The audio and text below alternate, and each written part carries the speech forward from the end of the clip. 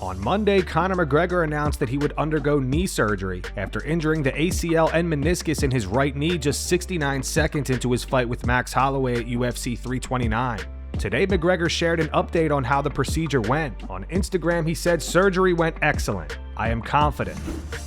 Today, the UFC announced some big fights for UFC 331. First, we'll get a rematch between Renato Moicano and Brian Ortega. The two first met back in 2017, with Ortega winning by third-round guillotine choke. Gable Steveson will return for his second UFC appearance against Sean Sheriff. Gable made his debut at UFC 329, knocking out Elisha Ellison in the first round. The UFC also booked Tai Tuivasa against Robelas de Spain. The matchup sparked some backlash from fans, as Tuivasa is currently riding a 7-fight losing streak and remains on the UFC roster. If Tuivasa loses, he will tie Tony Ferguson for the longest losing streak in UFC history with 8 consecutive defeats. Yesterday, Dana White announced the main card of Noche UFC on September 12th. We've already announced some of the fights on the card. We have Brandon Moreno here today. Brandon Moreno versus Joseph Morales. Manon Farrow versus Alexa Grasso. David Martinez versus Danny Ige. Waldo Cortez Acosta versus Curtis Blades. And the main event will be Yair Rodriguez versus Gene Silva. That's a great fight, baby. Following the news that the PFL has merged with Jake Paul's Most Valuable Promotions, footage surfaced of Jake trying to convince Khabib Nurmagomedov backstage to fight for the promotion. Khabib didn't seem to take Jake seriously at all. Hey, what do you think, MVP PFL? Amazing. I think it's good. It's good for MMA. With what we're doing, this merger with MVP, we're changing MMA forever, where we give fighters a better place to live. If you fought for us, it would monumentally change the sport forever. So it's about change. Khabib posted this on his official Telegram today. It translates to "the face I make when someone tries to convince me to come back." Last week, King Green showed up at Adrien Broner's gym and sparred Broner's friend Bang. Bang is a professional boxer with a record of 19-1. However, many felt Green dominated the sparring session. Afterwards, several boxers called on MMA fighters to step into the boxing ring. Jamahal Hill has since responded, calling boxers limited fighters. Hill says no boxer could ever walk into an MMA gym and do what Green did to Bang. PSA to the boxing world. One of y'all boys got exposed. It is what it is. It was a spar. He can learn from it, he can grow from it.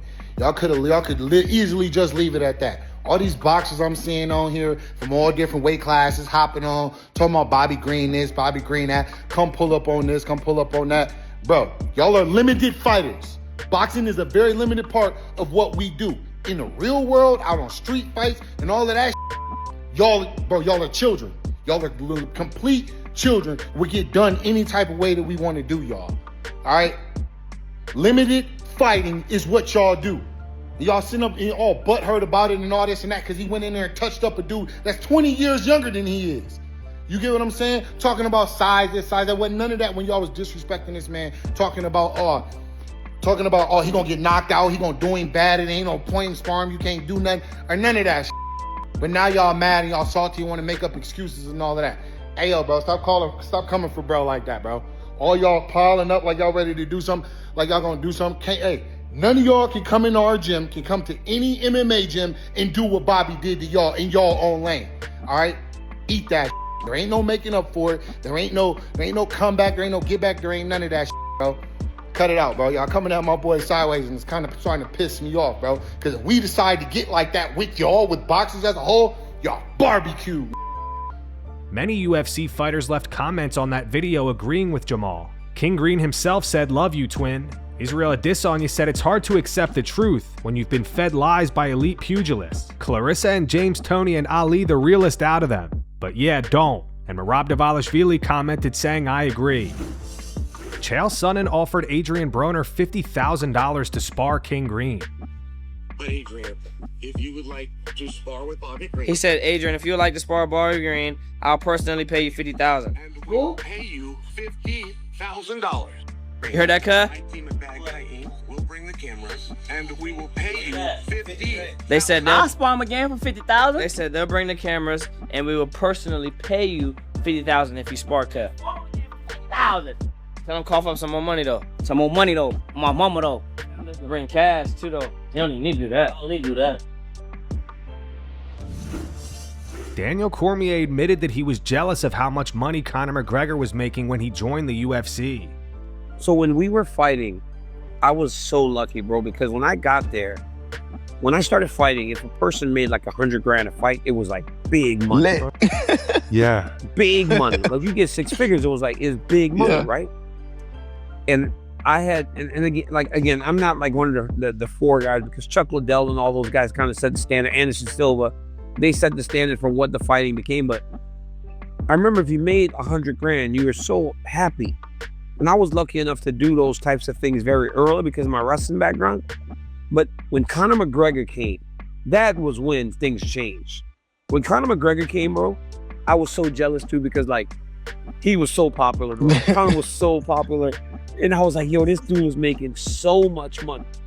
But I didn't realize that because he came and he just like, he like moved the line. Kind of single-handedly moved the line. Yeah. So if you were a champion in the UFC and you made $1 million, it was like, man, you made $1 million to fight, one fight. But then when Conor got there, Conor was getting like 10 and 12. And it's like, yo, wait, what?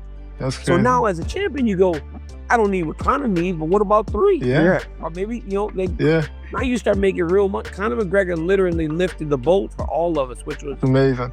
That was amazing. Islam Makhachev sews his own clothes, saying he doesn't have money for dry cleaning yet. Islam, what are you doing? Fix, bro, fix. Fix what?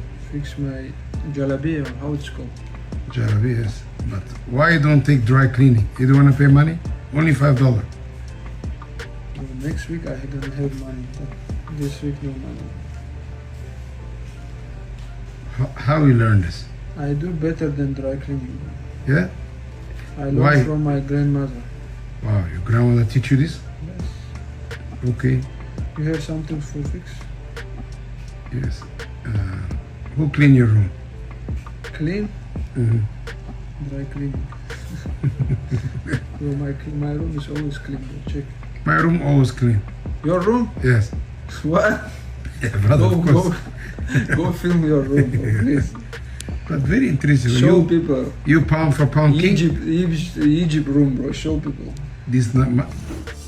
Sean Brady believes Islam Makhachev versus Ian Garry will be one-way traffic and is confident Islam will finish him easily. Well, let's talk about Islam and Garry. That's your division. What do you make of that fight and how you think that one plays out? You know, the interesting thing about that fight, because I kind of looked it up and I think this is kind of common knowledge, but Gary's going to be like the biggest opponent he's fought as far as like the height and reach. So I do wonder if Garry can kind of keep him on the outside or stuff those takedowns. What do you make of the main event?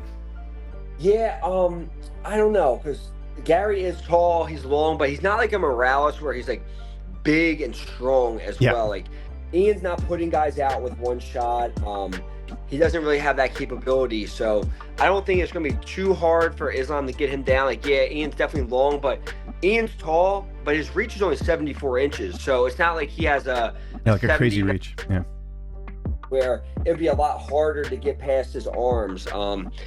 I just think it's one-way traffic for Islam. I think he's going to get him down, and I think he will sub him. And I've seen stuff. Ian's not the heaviest 170-pounder either. Like, I think he fought in California where they release your weights for the fight night.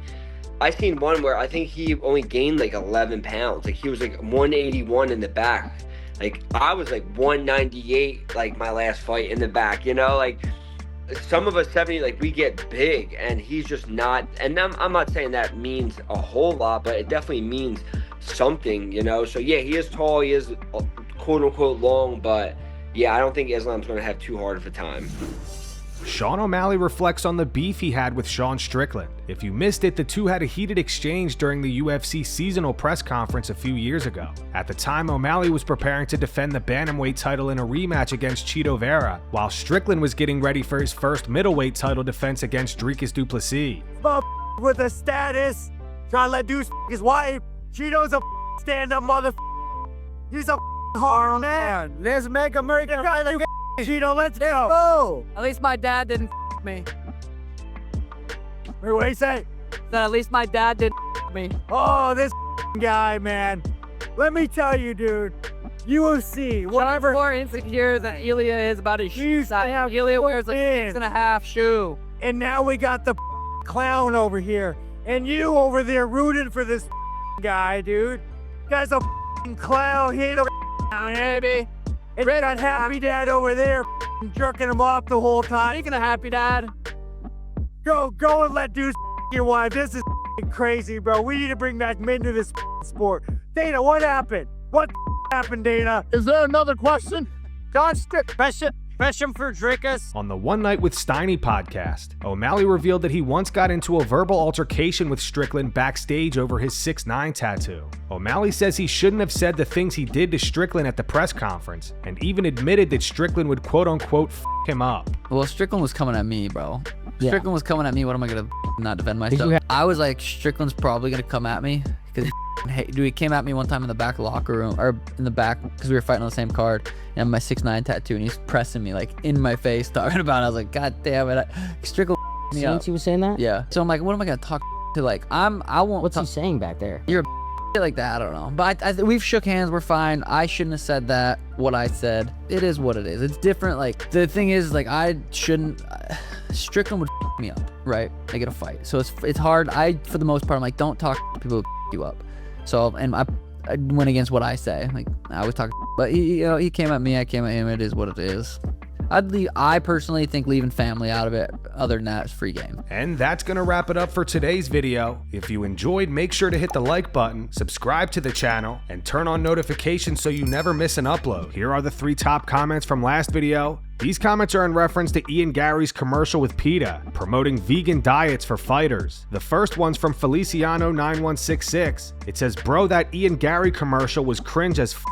The second one's from Mark. It says, Garry is going to be the first transitioned UFC fighter. And the final one's from CJ. It says, Ian Garry trying to speedrun being the most hated man in MMA. I'm crying. If you want to be featured in our next video, all you have to do is drop a comment down below. And as always, thanks for watching.